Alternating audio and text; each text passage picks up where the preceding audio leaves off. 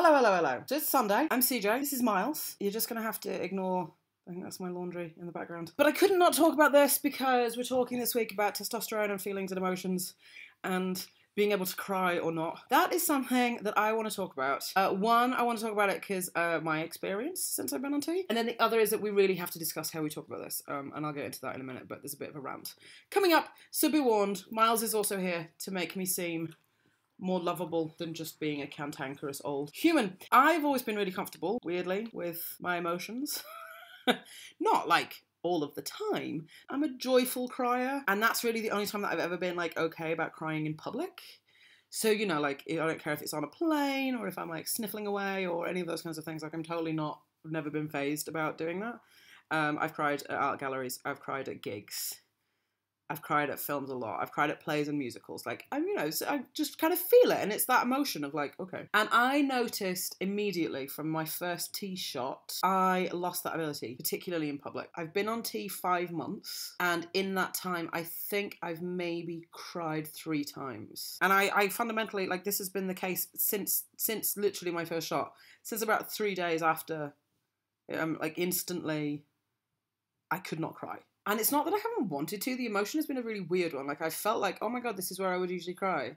And it kind of like, if feelings like rise up within you, it sort of gets to about my chest area, but then that like back of the throat choking feeling, I just haven't gotten. And Miles can attest to this. And so it just hasn't been a thing that I've particularly like been able to do, which has just been really strange.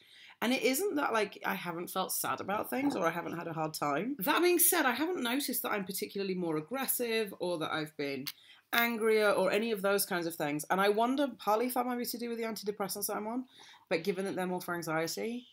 Dispositionally, I'm not a particularly angry person. I think I can be quite forthright. And I'm working a lot harder on like, I hate confrontation so much, but I'm working a lot harder on like addressing things rather than just like letting them go. But that's not a case of being angry. That's a case of going like, this thing happened. It's not okay with me. There you go. And trying to feel a lot less guilt about saying that to people. But I can't say that I've had, angry outbursts. I haven't noticed it when I've been drinking. I haven't noticed it when I've been going out. And this really kind of feeds into my second point because I feel like at the moment there is this really big idea that like, oh, trans people who are on hormones are going to be like instantly more emotional and they're going to be angrier and they're going to deal with all of this kind of stuff. And like in some way it's a fair excuse to like throw at people.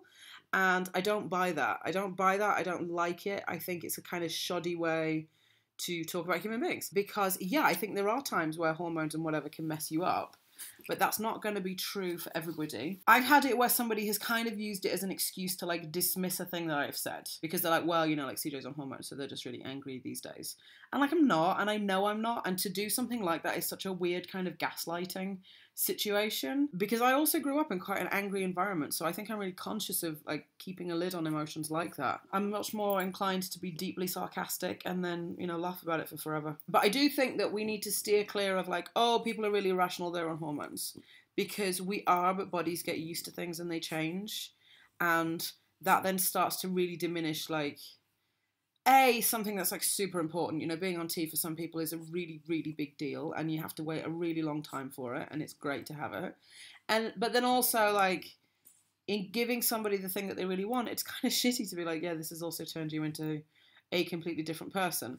Because I've also found that like walking hand in hand with the experiences of being trans and doing all of that kind of stuff, there's been a lot more of me attempting to sort my shit out. And just sort out things about myself and my life that I don't like because I've started investing in me. And that's something that I think is probably far more likely to lead, in my personal case, to me putting up with less things. Not because I'm angry, but because actually I've let things go too much because I was always very much like, yeah, who even cares what happens? And actually now I do, I care. And I'm sorting it out, and I'm working on me, and I'm trying to get like my things to work for me. So yeah, I don't like hormones being used as an excuse for anything, and I do think that it's something that people ought to be mindful of. Going like, oh, I'm just on T, or I'm just on HRT. Like this is why I'm a certain way. When actually there could also be something else going on.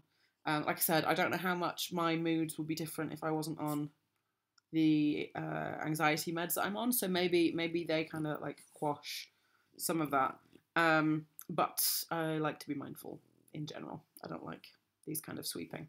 That being said, I miss being able to cry. I do miss being able to cry. Just because I haven't, and it feels a little bit strange. In some ways, it's really nice. Like, I feel like if I was watching a sad film on a plane now, I'd be okay. You know, I've definitely been caught snivelling into a flight blanket before, so maybe I'd feel a little bit less embarrassed. But that's about it, really. Also, let's not get anger, like righteous anger, because the world is a mess and things are terrible right now, confused with hormone-induced anger. Let's not do that to trans people. Let's not do that to women. Let's not do that to anybody. Let's not use body chemistry as an excuse for, oh, this is why we should not listen to this person. Which, to be honest, is sometimes how that kind of smacks me. So, yeah, that's it. Right, I hope you're all well. I will talk to you guys next week. Okay, bye.